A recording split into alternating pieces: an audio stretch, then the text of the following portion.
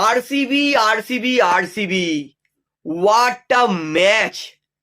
IPL আজকে থেকে ভুলে গেলাম, ডাব্লিউপিএল এর আজকে ওপেনিং ম্যাচ, অবিশ্বাস্যকর ম্যাচ দেখেছি। এক সময় আরসিবির উইনিং পার্সেন্টেজ 10, বাকি 7 বলে 22। 7 বলে 22 মানে ভাবুন, এটা বিশাল চেজের ব্যাপার। সেখানে মুম্বাই ইন্ডিয়ান্সের উইনিং পার্সেন্টেজ 90, 4 বলে বাকি মাত্র 18, মানে ভাবুন 4 বলে 18। সেখান থেকে শেষ 4 বলে এনডি ক্লার্ক, ভাই অবিশ্বাস্যকর 22 রান করে দিয়েছে। মানে ভাবুন, মানে মুম্বাইয়ের মুখের ভিতর থেকে জয় ছিনিয়ে নিয়ে এসেছে আরসিবি। আমি এইটুকুনি হলপ করে বলতে পারি, পিএসএল কোথায়, বিপিএল কোথায়, আমাদের ডাব্লিউপিএলই যথেষ্ট এদের পুরুষের লিগকে টক্কর দেওয়ার জন্য। ভাই আজকে থেকে আমি ডাব্লিউপিএল এর পুরোপুরি ফ্যান।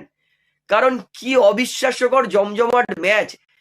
রিঙ্কু সিং এর সেই ম্যাচটার কথা মনে পড়ে গেল, যেখানে রিঙ্কু 28 রান করে জিতিয়েছিল। দেখুন 4 বলে 18 রান, এটাও কিন্তু নেক্সট টু ইম্পসিবল। ডাব্লিউপিএল এ আজকে যা ম্যাচ দেখলাম, নেডিয়া ডি ক্লার্ক, ভাই মেনে গেলাম। বিশ্বকাপে সাউথ আফ্রিকার হয়ে ভারতের বিরুদ্ধে যা মার মেরেছিল, সেটারই আজকে কপি পেস্ট দিল। 4 বলে বাকি 18, এনডি ক্লার্ক মারলো বাউন্ডারির ওপারে 6, বাকি 3 বলে 12। তারপরের বারে এনডি ক্লার্ক মারলো একটা বাউন্ডারি, অবিশ্বাস্যকর, বাকি 2 বলে 8 রান। তারপরের বারে এনডি ক্লার্ক মারলো আবার 6, লাস্ট বলে 1 বলের বাকি 2 রান। এনডি ক্লার্ক শেষ বলে ওঠে অবিশ্বাস্যকর আরসিবি কে প্রথম ম্যাচেই ডাব্লিউপিএল এ জিতিয়ে দিল। অর্থাৎ এই বছর হাই নোটে কিন্তু ডাব্লিউপিএলটা শুরু হলো, যেখানে প্রথম ম্যাচটা এত জমজমাট হয়েছে। আশা করবো আপকামিং ম্যাচগুলো এতটাই জমজমাট হবে। অর্থাৎ মুম্বাই ইন্ডিয়ান্স 20 ওভারে 155 রান টার্গেট দিয়েছিল, সেখানে কিন্তু তার জবাবে কিন্তু 157 রান করে দিয়েছে আরসিবি দল।